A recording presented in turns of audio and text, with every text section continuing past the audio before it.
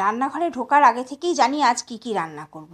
আর মাছ chicken তো নিয়েইছি, সঙ্গে কতগুলো মোরলা মাছও আবার তার ব্যাগে উঠেছে, সেগুলো কাজে করতেই হবে। মোরলা মাছগুলো এত সুন্দর দেখে বড্ড এর চচ্চড়ি করতে ইচ্ছা করছিল, কিন্তু কি আর করি, একদম সময় যেটুকু আছে তাতে আর অত কিছু ঝামেলা করা যাবে না, তাই ভাজাই করে নিলাম।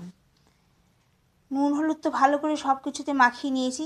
চিকেনটা ওবেলার জন্য, এবেলায় আর হয়তো পেরে উঠবো না। অনেক কিছুই নিয়ে বসেছি, টুকটুক করে সবগুলোই করে নেব। সব রান্নার শেষে চিকেনটা রান্না করে রাখবো ওবেলার জন্য।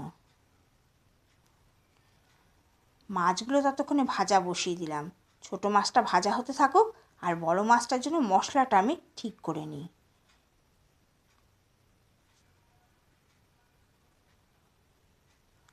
মশলার জন্য আর মাছ তো নিয়েছি একটু লাল লঙ্কা, সবুজ লঙ্কা, জিরে, ধনে অল্প, একটুখানি দারচিনি, সব কিছু জলে ভিজিয়ে রাখলাম।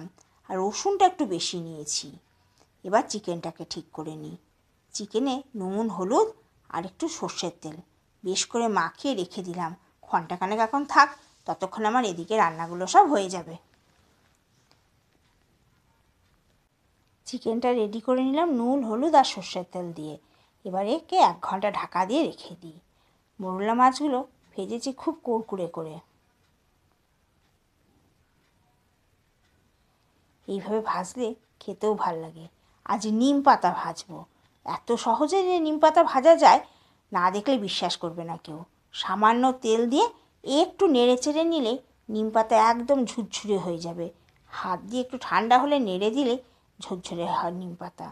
আর ফলের থালাটা প্রায় 12টা বাজে, ছেলেদেরকে দিয়ে আসি। আর মাছটাকে ভাজতে লাগলাম। আর মাছ ভাজতে ভাজতেই আমার কিন্তু মশলা করা হয়ে গেছে। আর এই দেখুন নিম পাতাগুলো কেমন ঝুরঝুরে হয়েছে। এবার বেগুনের সঙ্গে মিলিয়ে নিয়ে ব্যাস এটাকে রেখে দেবো। কারোর একটুও মুখে লাগবে না, মুখে পড়লেই গলে যাবে।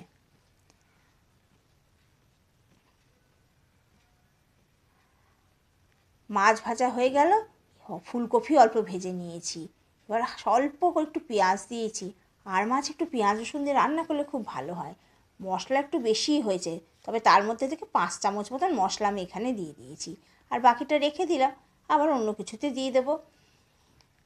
ভালো করে মশলা কষে গেলে আলুটা একটু ভাজা ভাজা হলে এবার ভাজা ফুলকপিগুলো দিয়ে দিলাম। ফুলকপি দিয়ে আলু দিয়ে আর মাছ করব, তাহলে একটু অল্প ঝোলও হবে আর খেতে দুপুরের ভাতটা সুবিধা হবে। মাছগুলো সব দিয়ে এবারে ঢাকা দিয়ে ওই 3-4 মিনিট ফুটিয়ে নিলেই আর মাছের ঝাল কিন্তু একদম রেডি হয়ে যাবে। নামানোর সময় গরম মশলা দিলে ভালো হয়, তবে আমি আর দিলাম না। এদিকে নিয়েছি একটু ঝিঙে পোস্ত করব, পেঁয়াজ একটু বেশিই দিয়েছি। এখন এই গরমে পেঁয়াজ দিয়ে আলু ঝিঙে দিয়ে পোস্ত করলে খুব ভালো হয়। পোস্ত নিয়েছি 5 চামচ, আর তাতে 2টো কাঁচা লঙ্কা দিয়ে ভালো করে পেস্ট করে নিয়েছিলাম। ঝিঙে দিলে এত জল বেরোয়, সেই জন্য ঢাকাও দিইনি, কিচ্ছু না, ফুল ফ্লেমে এটাকে রান্না করে নিয়েছি। এখনকার ঝিঙে একদম কচি, দেখতে দেখতে আমার পোস্তও হয়ে গেল, মাছের ঝোলও হয়ে গেল। পোস্তটাও নামিয়ে নিলাম আর মাছের ঝোলটাও নামিয়ে নিলাম। এবার চলাই ভাত বাড়তে, সব কিছু রেডি।